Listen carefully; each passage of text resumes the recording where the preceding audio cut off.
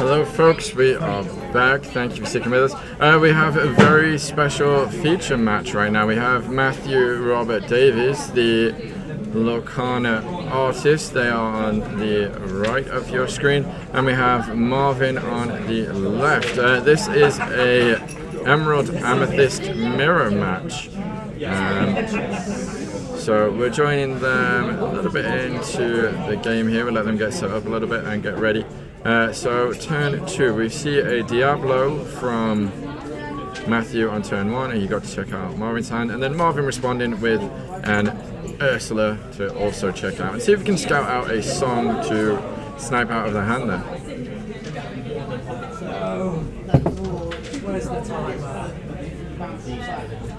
So Matthew, as many of you probably know, very, very famous for doing the Enchanted Elsa card, responds with a Flynn Rider there. So again, a little bit of a different game for us. We've seen quite a lot of Emerald Steel today, so now we're getting to see something different with Emerald Amethyst, and we'll see how this game goes, whether these two focus on pure disruption, or if it is going to be a bit of discard, or if it's going to be a little bit of a mix. Heading to round 4 of 8 rounds today, and then we have our top cut. So 32 players for the set champs does land it at 6 rounds. We have 33 players, so they are having to do those extra rounds today. I mean, it's a long day, but it means extra chance. We see the kit Cloud Kicker come out, one of my favorite characters. Both of its cards absolutely fantastic. We have all 3 of the cards. We have Kit in Emerald, who bounces back a character to your opponent's hand, and we have the Sapphire line of Kit, where he is ward for 1 cost, 0/1, and then he can shift and quest for 3, has evasive. Excellent card. A lot of people are starting to play that in their Sapphire Steel decks as well, actually. Favourite of mine for a long time, but nice to see it getting popular. Matthew, they're playing the Ursula, which is actually a card that he designed and drew. There's the one that has the actual enchanted card in that particular set is the one with the errata, where it was misprinted.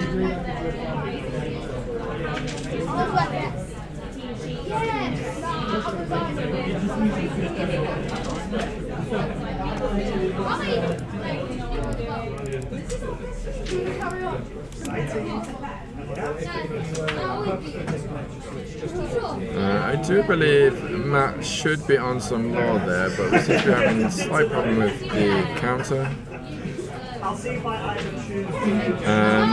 Marvin playing the Queen's Castle there.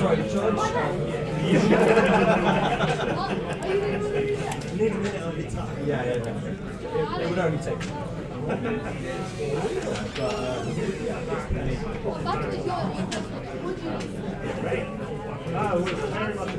So Matt exerting 3, using the kit as well to bounce back that Ursula.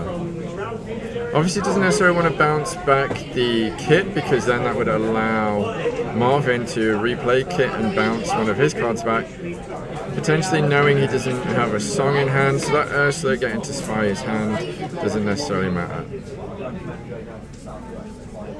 The hidden lore here, making it somewhat tricky.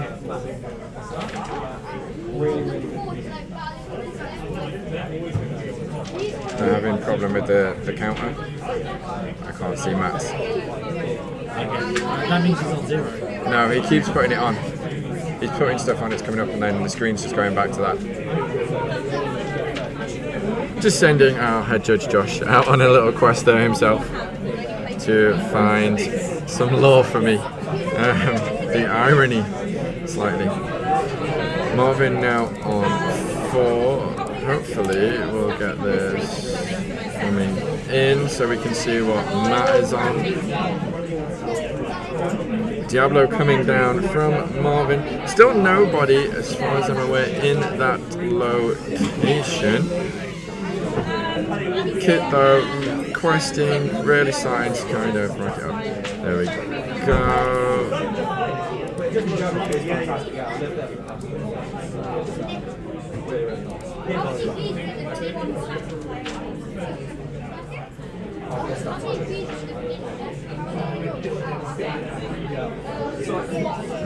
Marvin just rearranging things so we can see that lore count nice and clear. Lovely stuff.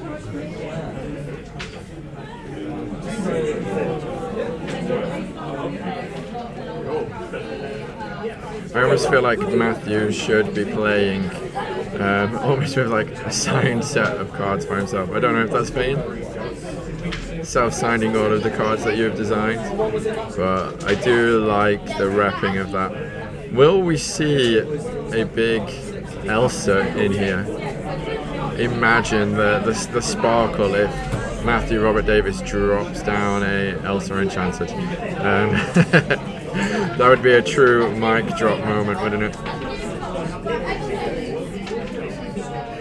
So Matthew, special guest here at the Dice Cup today, he's going to be around signing some cards. If you are in the Nottingham area and you happen to be seeing this, please do feel free to like drop on in, get some stuff signed. I know there's a lot of other set champs going on across the sort of region, but yeah, drop on in. Can we get some cards signed? And we see a shift there from Marvin. The light glare though making it a little bit difficult. See Kit finally putting in some work and taking out that Flynn. Despite having a bit of a green suit on today, I am very much a fan of Sapphire. So I feel like I'm more repping the Emerald today, though. Yeah, the Disney game.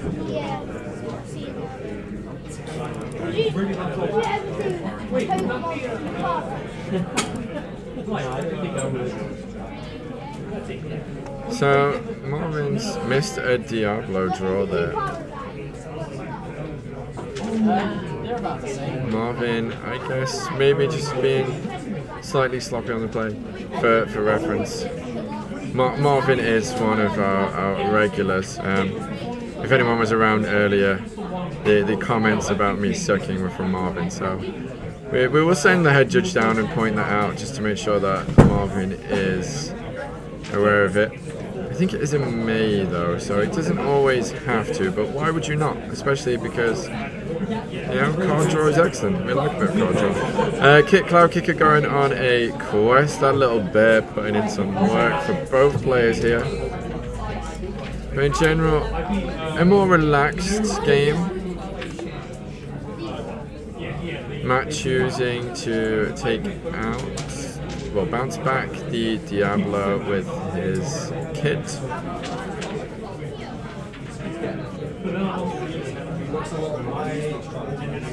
And Ursula slowly chipping away at that Queen's Castle.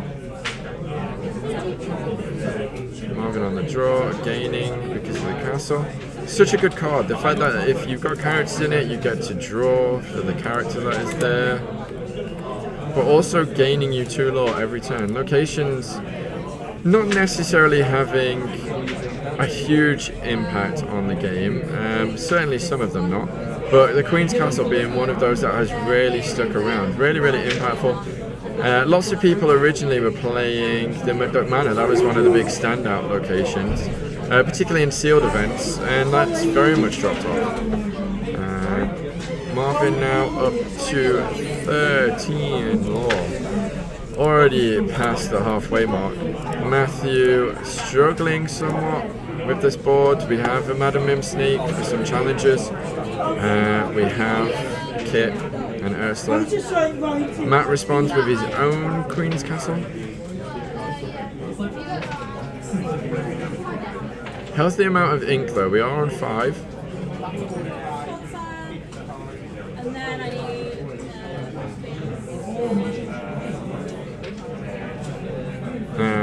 we see the contract go down from Matt. Again, another bunch of cards that Matthew worked on during this set. The Ursulas that are challenging each other. That is Matthew's art as well. I remember the last time he came down, he was hinting at that card because we'd seen it on the side of the trove. And Matthew was telling me all about how the kind of briefs work in terms of them designing cards, and he didn't actually know what the other Ursula was going to look like at the time, so he had his from the previous set, but wasn't too sure what it was going to be facing. So even the artists sometimes don't know the full story, the full lore of Lorcana.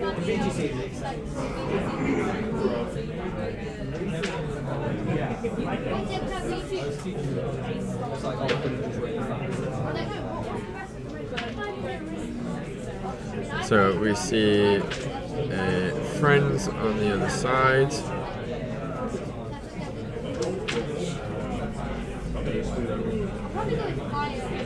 And then because Matthew drew, Diablo drew, Marvin another card.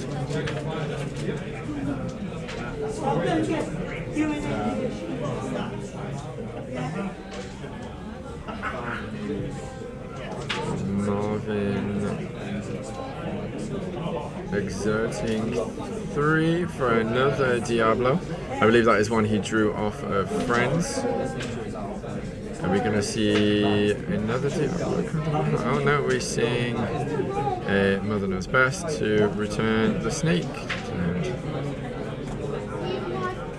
Picobolus, you think the castle was way overtuned? Yep, I think the castle is very, very good. So cheap to get down. Such a good amount of health at 7 as well. And the card draw, the lore gain, so good. Obviously not completely undefeatable. Rise of the Titans, though, going a long way to help in certain matchups. But yeah, it's a card that's just going to stay there for a good while and keep drawing you some if you can get some characters in it, and if not, it keeps gaining you some lore. Completely agree. Trading so many characters into something that big, it does really, really ruin that tempo. But you can't ignore it. It is too valuable. Yeah, it's hidden text of exactly the opponent's cards. Yeah, basically, it really does. Very, very sneaky. It fits perfectly with the Amethyst line. It will be interesting to see if we get more location removal coming in future sets with Shimmering Skies just on the horizon. We are 3 weeks out from Shimmering Skies. And that is game there. Head Judge Josh dropping things on the desk. I believe he dropped a Pepsi and then has opened it. We're going to get sprayed by Pepsi. We're good, we're good. We're professionals here at Illuminauts. Okay, so we're going to reset the scores here. They're going to go into game 2. Let's see if Matthew has a better game this time round. Marvin taking the first game there. Compared to the aggro match that we've just had, much slower plays, but overall, like, consistent from both players. Matthew doing everything he can there to actually remove and try and control the situation. This is what the decks are set up for, to disrupt and kind of do control in a different way to what we see with Ruby.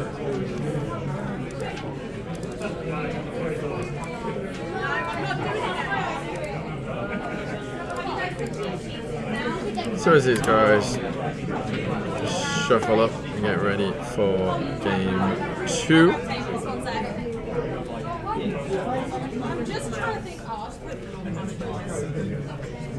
So as we are on about artists and while we're on about emeralds, obviously earlier on in the week we got to reveal this card.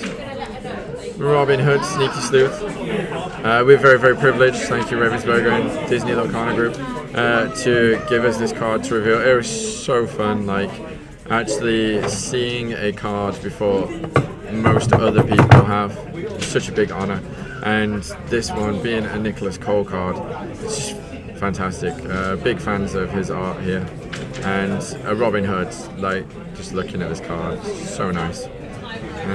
Marvin seems to be still saying up. Yep, we're still good. So Robin Hood Sneaky Sleuth. Cost 5, is inkable, 3/5, so started similarly, if not the same as the Champion of Sherwood. Shifts for 3, but this one gains 1 lore for each opposing damage character in play. If you can combo this with a BOGO, a Tinkerbell, grab your sword, anything like that, this card can really start, if your opponent is one that goes wide, can really start to rack up some extra lore for you. Even if your opponent only has 2 characters on the board and they're both damaged, this is going to start questing for 3 on turn 3. And things like the Sapphire Cloud Kicker, the Caterpillar even, that was like really popular for a little bit. Those things questing for 3, it really does rack up very, very quickly. And it's such a nice card to combo with all of the other Robin cards that we are getting, especially the Sherwood Forest. It looks like our players are ready though. So we see Matthew going first. Inks and plays a Cursed Merfolk. Again, excellent start for Emerald. We like the pressure that gives, and Marvin responds with a Pegasus. So Marvin going the evasive route. Matt playing Ursula, getting to see Marvin's hand. Are there any songs that we can pick out of there? Nope, no songs this time, but Matt does gain that bonus knowledge of getting to see Marvin's hand. So Matt already on the board at 2. Let's see how long he can keep this up. Is Marvin going to trade in that Pegasus at the risk of discarding a card? Responds with his own Ursula. Gets to see a few cards and chooses to discard the Sudden Chill. Happy brews to everybody. Can't beat a good cup of tea. Yep. England. Heart of Nottingham. Robin Hood country. We love a good Robin Hood card and we love a good cup of tea.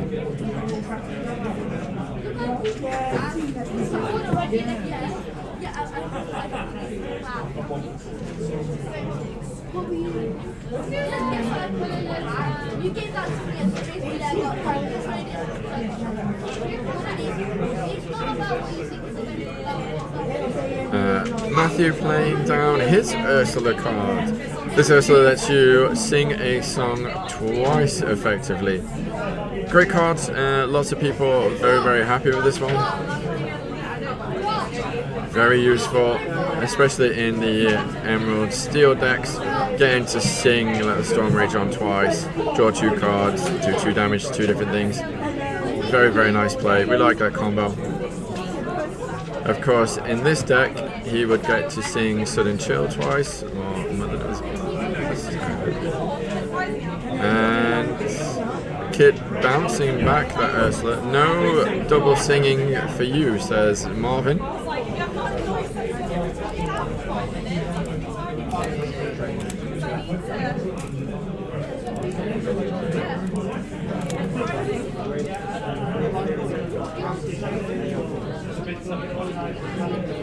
Matthew going up to 4 there with a quest from his Ursula. And Marvin's turn to draw. No Diablos from either side right now. Kit singing Friends on the other side. Of course, Kit Cloudkicker coming from the Jungle Book spin-off. Tailspin. Crazy, crazy show. Very good though. Such a 90s sort of thing where they took a show and just like, how can we make this even more aimed at boys? So Kit's friends on the other side probably being Baloo and King Louie. Although hopefully not on the other side in that sort of response. See, Mother knows best on to the Ursula. Marvin really not wanting that Ursula to start singing multiple things. And then Marvin going for a quest with everything on his board, bringing him neck and neck with Matt.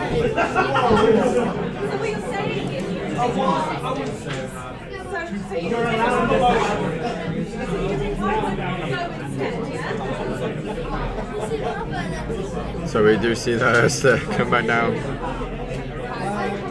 Matt seemingly not having a lot of options in hand.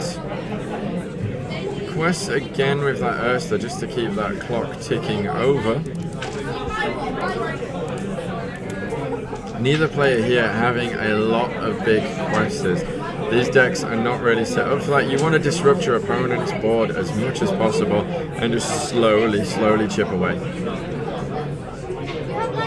We see Marvin inking a fox there.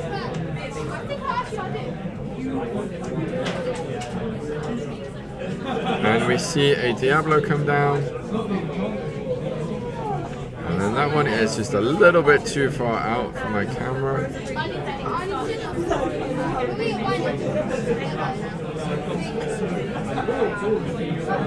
And Marvin questing with everything else up to 7.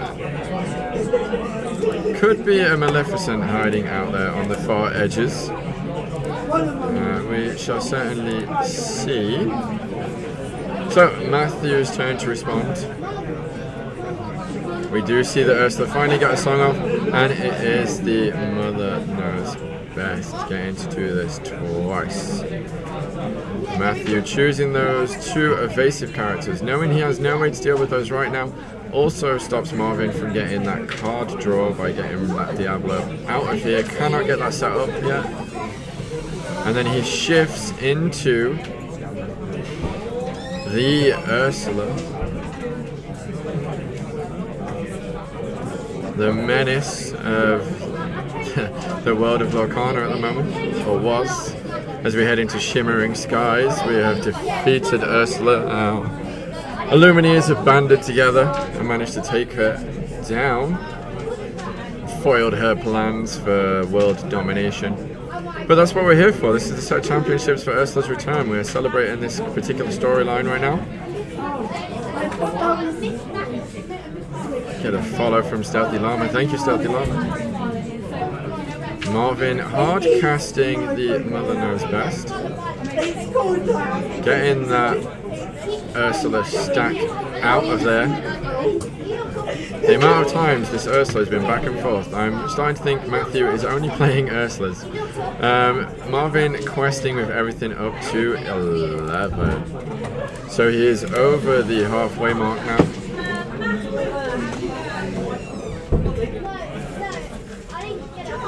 I do think that Matthew is in a difficult position. Down comes the Ursula again. And we see a morph. Interesting.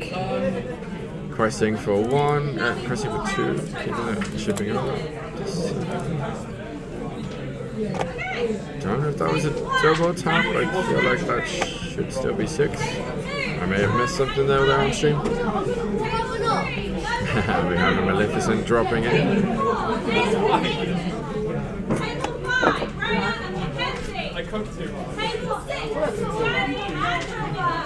We see a Cove come down and the Bloodborne Pegasus from Marvin. Such a large board right now. Questing again with everything up to 16. This really does feel like a difficult situation for Matthew.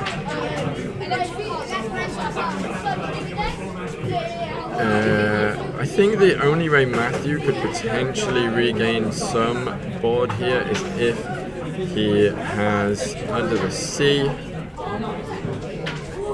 I do not know if he's playing that though. Seems Matthew is weighing everything up.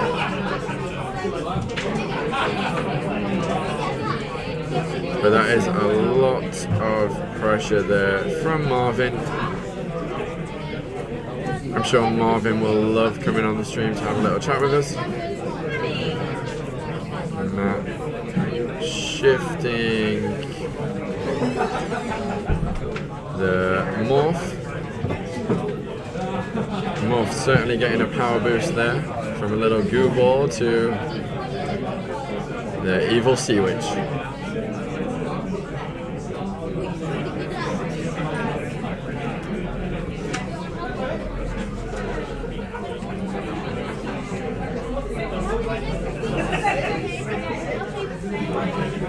Matthew really thinking these turns through.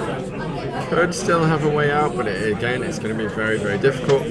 Don't know what he's got in hand there. He is looking.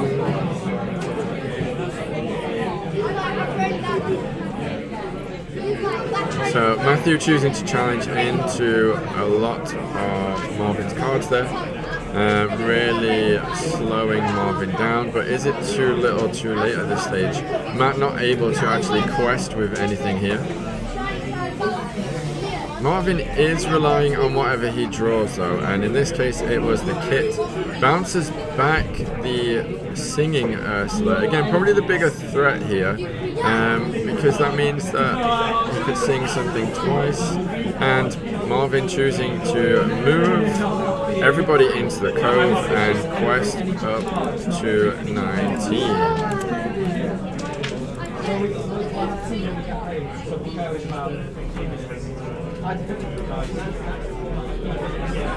So this will be a deciding turn. Obviously we know that Matt has the Ursula in hand.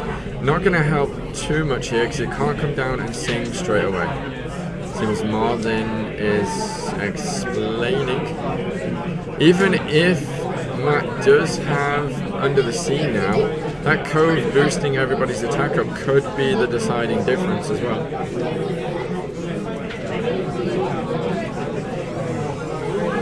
There is a Diablo.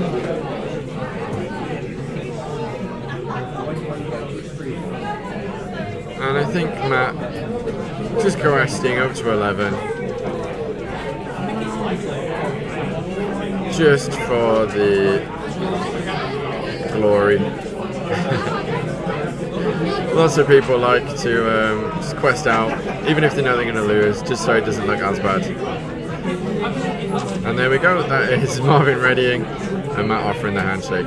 So that's 2 games to Marvin. Was going to get the Pegasus next turn. Again, could have shifted it onto the other Pegasus just to give everybody evasive. Wouldn't have helped in this situation. Marvin was already there with the law. So that was our special feature game, getting Matthew on the stream for a little bit, showing Emerald in a slightly different light. Still playing some of those key cards. Ursula getting to scout out and snipe a song from your opponent's hand. Such a good card, always very, very valuable. We've seen that repeated as well in the Bare Necessities, which again, excellent, getting to remove those songs, particularly in certain matchups. And then Diablo, proving that it is a powerhouse, a force to be reckoned with. You get that down, you get it exerted, you're just going to keep drawing, keep that hand refreshed, feeling nice and healthy. Looks like these two are having a nice, good chat. Hopefully some people have checked in with Matt today as well, got some bits and pieces signed. It's so busy here up at the Dice Cup though. We have a couple of Pokemon events going on. We've got our obviously the championships. I seem to be partially joined by a Charlotte again. So we will head to a break, we'll get the camera set up so we're both in it, and we'll see you in a couple of minutes. Hello, we are back. We're joined by Marvin, wrapping the Illuminats jersey as well. We do love that out here. Illuminats house. How was that game? You got to play against Matthew, our guest artist. How did it feel in the mirror? It was interesting. That's obviously the more aggressive version of what I'm running. Yeah. I'm lacking the Curse Merfolks and the Flynn Riders, not having the Singing Ursulas, and the fabulous artwork on. Yes. We can only imagine that artist playing his own card has got to feel somewhat good. I did say, I don't know if it's more vain to play your own cards, particularly if you'd signed them yourself. Playing signed, do we give him the opportunity, the chance to do that? I think it's cool that he gets to play with cards that he has designed. Yeah, and Shame we didn't see the big Ursula, the big Elsa. Sorry. He does have them in his deck. He did tell me yeah. he just could not get them out.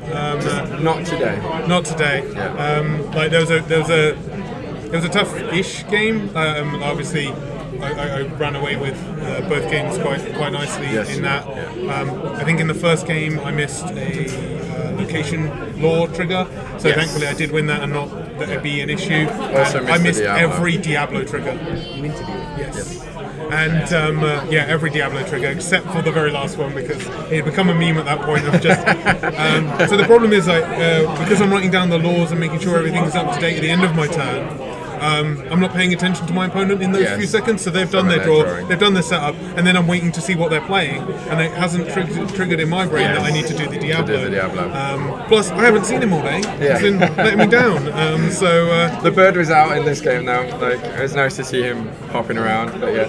Yeah, it's been good. I haven't seen rabbits either. Those are very elusive. Yes. I think in that second game I got very lucky with the Ursula. I was able to hit the sudden chill. Yes. And thus bounce the singing Ursula every game because if that double sudden chill had come out, everything turns around. I think for Matt in that game. It's so powerful getting to sing sudden chill twice and bounce those characters back. But we saw like turn after turn, you just getting that Ursula out there. You did not want that. I did not want that Ursula sticking around. So when I saw the hand, obviously there was a Mother's Knows Best in there, and I was waiting for that turn. And I wanted to delay it as possible, gain as much lore, and somewhat predictably, the Diablo and the Pegasus got bounced in that same turn. I was almost expecting the Maleficent to be chosen as the target instead of Pegasus, which actually did me the favour because I was able to ink that Pegasus going into the next round, which was really nice, but it meant I couldn't shift and protect everything with that Pegasus, so I did have the big hand Pegasus in hand. But all in all, it was a pretty good matchup. I think the deck operated a little bit more kindly for me. It did what I wanted it to do. It's been good. Yeah, good place, good position. What is your win rate so far? That officially makes it 2-2 now. 2-2 now. Okay. Officially mid. Yeah. So it's still to play for heading into the rest of the afternoon. Another 4 rounds to go. So.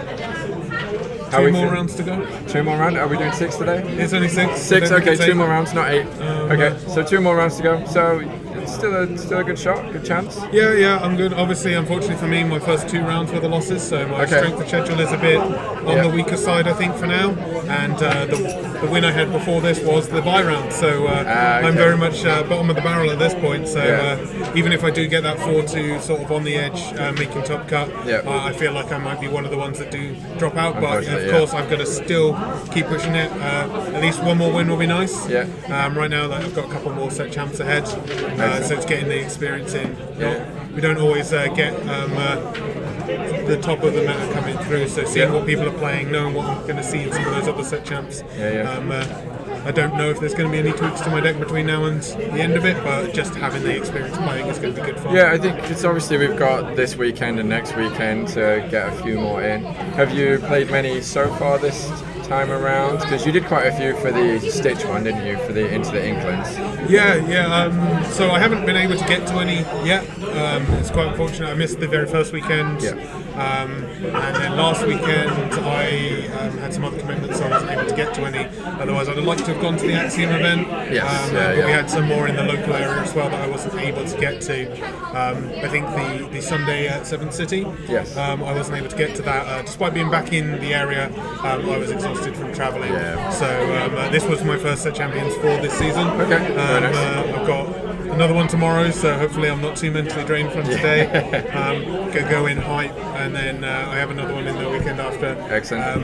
And if there is another one on the Sunday of that weekend as well, I might try and find that one as well. Yeah, very nice. It's still a good practice as well for Birmingham. We have the Disney Lorcana Challenges coming up in Birmingham in September, which is not really that far away in the grand scheme of things. No, it's really not. It's going to be quite quick that we're going to get round to that, isn't it? Well, I was just thinking about it. So we've got August, we've got the release of the next set, and that's going to be really fun. So we're going to have a good month of getting used to the new cards, which looks maybe quiet September, and then but not really, because we've got the Birmingham tournament's right in the middle. So just as we've got used to the new cards and maybe figuring out, we get to do that. But it does mean we get to go into October, which I'm imagining is next Set Champ season, with a much tougher start at the end of the September with that challenge event. So much knowledge is going to come out of that challenge event, isn't it? And like, especially in terms of meta defining things for the following Set Champs. We have seen the impact that these ones have had. We've had Bochum recently. It's Fort Worth in America at the moment. That's this weekend. So that's happening right now. So these things do seem to obviously shape the meta. What do you think that Emerald Steel is going to stick around? Obviously, we're losing Bucky. Emerald Steel, in my opinion, was still good even before Bucky. I think there was obvious place for that. Looking at no spoilers, but knowing some of the cards that have been revealed, we may look at a potential shift in the meta, so it won't necessarily be a discard. We like that. But it will become, I think, a little bit more aggro in that Emerald Steel matchup, which is absolutely terrifying when you think about it, because it's already pretty good.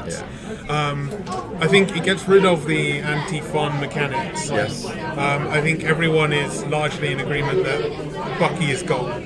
Like at the errated details, like it's not the greatest of things. However, discard might still stick around. Like there are plenty of options for it with sudden chills, and generally the nuisance that Diablo causes is still going to stick around. Steel is by far one of the best for removing direct damages. Steel has just been consistent since first chapter. It's always had a place in the top of the meta in some form of deck, hasn't it? And I mean, we obviously being a 6 ink sort of format, we do see a lot of those inks, but Steel definitely blue. We have Sapphire Steel, we've had the Amber Steel representation, even some Amethyst Steel was popular for a little bit. Honestly, with the Trafal. We just really haven't seen that Ruby Steel pop off, and I know we've got a particular Illuminats who would really like it too. But I think that particular Illuminat would also like a lot more Treasure Planet cards that fit in that. Like, that's true. We still need a Ben. Surely he's coming. I mean, who knows? Guy, you know. So we'll see what else we get, but. And honestly, the only thing that really lets that deck down is a bit of card draw. And who knows, there might be something in the new set that gives it that, and then it's going to be a question of what are you going to partner with your Steel, and that will be a really sad day for someone who plays such low health characters in most of their decks. I've already had that problem. So my first round opponent was an Emerald Steel, but not the Bucky Emerald Steel. It was a Robin Hood link damage. Jade that we featured on stream. We got to see that with the Robin Hood's bow and pinging damage on. At one point, I believe in our matchup, she had 2 of the bow Robins, 3 Robins bows, was able to clear my board time and time again, and it was very stressful for me. And that deck is going to absolutely love the new Sherwood Forest and the new Robin Hoods that we've got coming. We have the one that likes, it's a costs less for the damage that is out on the board. So it's Chernobog with damage. Then Sherwood Forest obviously gives Robin Hood characters move there for free. They get ward. It's looking good. Movie night is looking very good. Yeah, I'm a little bit sad. I played Robin Hood as my movie night themed deck last set, and with more Robin Hood cards coming, it's looking spicy. And I know, especially given that we're based in Nottingham right now, it's going to be a fan favourite for the local community. So it might just be a case of we have that theme night, but everyone is just going to be. Maybe just have a Robin Hood night. Just a Nottingham night. You got to don your best cosplay of Robin Hood, from Disney to various other public domain adaptations. The Men in Tights version. Exactly, that's my favourite version. If I'm an excellent one. They're tight tights, manly tights. Manly tights. Yes, we do love that. I'm a big fan of the Mel Brooks movies. They are very good adaptations. So I think the coming meta is definitely going to be a good, interesting shift. I think potentially more so than we saw with set 3, set 4. Although those were obviously big shifts. It's nice. I know at the start of this season with set 4.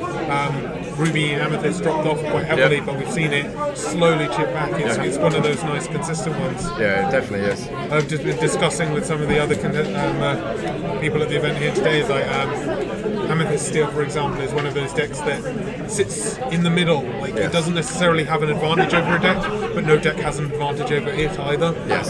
It's got answers for most of the big decks, and can do well. So that's a deck I think we've seen from Spessy doing quite well when he's played it. We've seen it do well at big events. Yeah, I mean, one of our regular players and winners, Stefan, I know they have been a while rocking the Amethyst Steel. Corey as well often does it. For anybody that follows our Instagram, you'll see like our last few feature decks have been Amethyst Steel, because in terms of our local meta, it's really been really powerful around here. So it'll be interesting to see how that does develop as well and how that goes. So yeah, and I mean, I even tried like the Sapphire Steel that you like to play yourself. Yes. And like that's a strange matchup in my mind. I don't like not doing anything for 3-4 turns and then suddenly being on the verge of winning. It's very strange. I'm an aggro player at heart, so it's like I'm constantly doing stuff and panicking that you just try and stop me. But yeah, it's nice that we have this range of decks though, and like I think it is only going to get stronger moving into Shimmering Skies, particularly from things that we have seen. So, but we're not too far off from that now. So hopefully, yeah, no, it's very much counting down the days. Counting down the days. Yeah. It's fun right now because we've got all of the spoilers coming out whilst all of this big championship is going, and I think I experienced this with the last season of Set Champs, that some of the spoilers were coming out, and towards the end of the month I'm definitely going to be feeling that I just want the new set now. I want to play with all those new cards. I'm bored of losing. I'm setting my expectations high, as you can tell, and you just want that spice in the new set so you can like turn it around and like. Yeah, I think my biggest problem right now is that because I play Emerald Amethyst as my primary, I've played that since set 1 and done quite well with it. I did dabble into others in the set 3-4 starts, and it's just sort of like they haven't worked out, so I've always landed back there. The problem with that is that every good card that comes out in Emerald and in Amethyst right now, Ruby Amethyst loves, Amethyst Steel will love, Emerald Steel will also love, and it's just a little bit sad because it's like, but I just want to do wins. You just want to get some wins. Yeah. But I'm liking more and more as we're getting some of that early day product drought was starting to wane now. So we're seeing some good varieties caused by some of that. Where I mean myself included, wasn't able to partake. I joined the Lorcana play a little bit later than some, and it's been nice to now not have that be held against you so heavily, because there are more options. And I think that's really fun.